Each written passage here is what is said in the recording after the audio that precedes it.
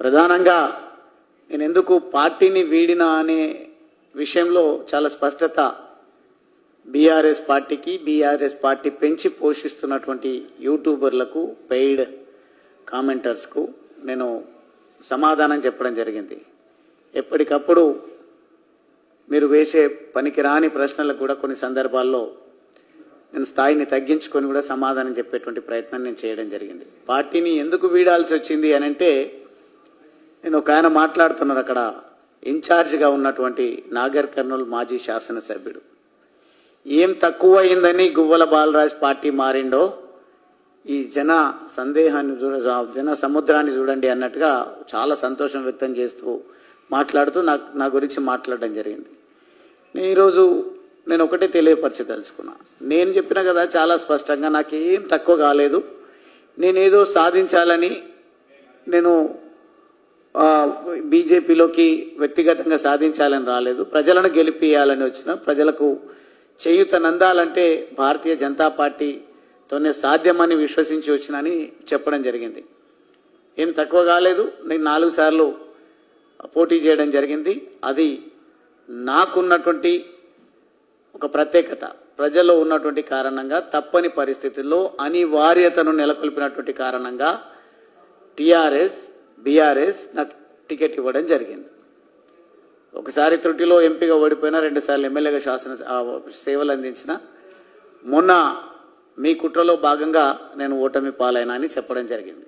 మళ్ళీ మళ్ళీ మళ్ళీ మళ్ళీ తిట్టించుకునే కోరిక ఉంటే తప్పకుండా సందర్భం వచ్చినప్పుడు మీరు ఏ రకమైనటువంటి చర్చ, ఏ రకమైనటువంటి భాష మీరు నా నుంచి కోరినా ఆ భాషలో నేను సమాధానం చెప్పడానికి సిద్ధంగా ఉన్నా.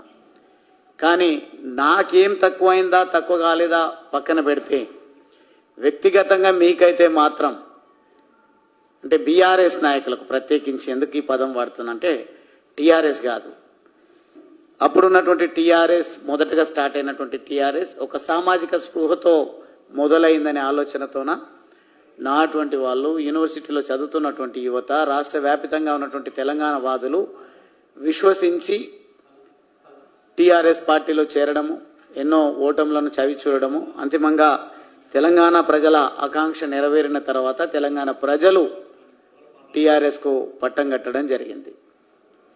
కానీ 63 స్థానాలు ఇచ్చి అధికారం అప్పచెప్తే కొంతమందిని చేర్చుకోవడం జరిగింది, మళ్ళీ ఇతర పార్టీల్లో ఎన్నికైనటువంటి వాళ్ళను. మళ్ళీ 88 స్థానాలు ఇచ్చి ప్రజలు ఆశీర్వదిస్తే ప్రజాస్వామ్యాన్ని కూనీ చేసే విధంగా ఇతర పార్టీల్లో ఎన్నికైనటువంటి వాళ్ళను తమ పార్టీలో చేర్చుకొని టీఆర్ఎస్ను బీఆర్ఎస్గా మార్చడం జరిగింది. అంటే రాజకీయ పునరేకీకరణ పేరిట సాధించినటువంటి ఈ తెలంగాణలో దోపిడీకి అనుభవం లేదు, దోపిడీ చేసే ఆలోచన లేనటువంటి యువత టీఆర్ఎస్లో ఉన్నటువంటి కారణంగా మేము వేల కోట్లకు, లక్షల కోట్లకు పడగలెత్తలేకపోతా ఉన్నామని వ్యాపారంలో అనుభవం కలిగినటువంటి వాళ్ళు, ప్రజలను ఎత్తిన చేయి పెట్టేటువంటి సమర్థత ఉన్నటువంటి వాళ్ళను పార్టీలో చేర్చుకోవడం జరిగింది. కాబట్టే ఎవరెవరికి ఏ భూములలో కన్వర్షన్స్ ఇచ్చి వందల వేల కోట్లకు పడగలెత్తేటువంటి అవకాశం ఇచ్చిందో మీకు ఇచ్చిండొచ్చు. ఎవరెవరు నిజంగా చెప్పాలంటే వివరాల్లోకి వెళ్ళొద్దనుకున్నా బయటనేమో మాట్లాడట్లేరు, నా నియోజకవర్గంలో వచ్చి అంతర్గతంగా ఏదో పెద్ద పెద్దగా మాట్లాడే ప్రయత్నం చేస్తూ ఉన్నారు. మీ బండారం బయట పెట్టదలుచుకుంటే మీరు అడుగు కూడా బయట పెట్టలేరు, ఆ దుస్థితి వస్తుంది. వట్టెం గుట్ట విషయంలో కానీ, పోతిరెడ్డిపల్లి గుట్ట విషయంలో కానీ, పాలమూరు రంగారెడ్డి ఎత్తిపోతల పథకం ప్రాజెక్టుకు సంబంధించి నల్లమట్టి, తెల్లమట్టి చరిత్ర నాగర్ కర్నూలులో బాగా విస్తృతంగా జరుగుతూ ఉంటుంది. నేను ఎక్కడ కూడా అటువంటి దోపిడీకి పాల్పడలేదు, ఆ రకంగా ఇక్కడ అక్రమంగా నేను సంపాదించినటువంటి పరిస్థితి లేదు. అదేవిధంగా దుందుబి వాగును దున్నుకుపోతా ఉన్నారు, యుద్ధం చేద్దామంటే ఆ రోజు ఎవరు రాలేరు.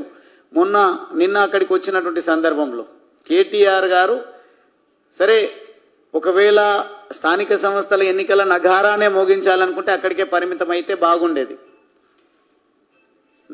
మీ హయాంలో చేసినటువంటి దౌర్భాగ్యాలు, దుర్మార్గాలు, ఆల్మట్టి ఎత్తుకు కారకులు ఎవరో ప్రజలు చర్చించుకుంటుంటే మీరు వచ్చి మరి అదే ఆల్మట్టి విషయంలో నేను అక్కడికి మీకు చేత కాకుంటే ప్రభుత్వానికి నేనే నా సైన్యంతో బయలుదేరుతా అని చెప్పేసి ఇప్పుడు మాట్లాడుతున్నారు. అప్పుడు పోషించాల్సినటువంటి పాత్ర, అప్పుడు కర్ణాటక ప్రభుత్వానికి వత్తాసు పలుకుతూ తెలంగాణ జీవితాలను ఛిద్రం చేసేటువంటి కుట్ర మీరే చేసిందనేది చర్చ జరుగుతూ ఉంది. అక్కడ వచ్చి ఆల్మట్టి గురించి మాట్లాడతారు, లేదంటే ఇంకా ఇతర అంశాల గురించి మాట్లాడతారు తప్ప అచ్చంపేటకు రావాల్సినటువంటి అవసరం ఏముంది? 50 రోజుల సమయం పట్టింది. నేను పార్టీ మారి 50 రోజుల పైన అవుతుంది.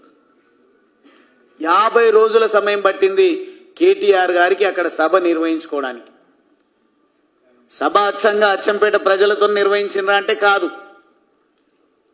నాగర్ కర్నూలు నియోజకవర్గం, కొల్లాపూర్ నియోజకవర్గం, ఉమ్మడి మహబూబ్ నగర్ జిల్లా నలుమూలల నుండి తరలించినటువంటి మీ సైన్యము, అదేవిధంగా దేవరకొండ, హైదరాబాదు, ఆమన్గల్లు, మొత్తంగా మీరు చేసినటువంటి ఆ జన గర్జన ఏదైతే ఉందో, మీరు 15,000 20,000 అని మీరే క్లెయిమ్ చేసుకుంటారంటే ఎంతమంది వచ్చిండ్రు?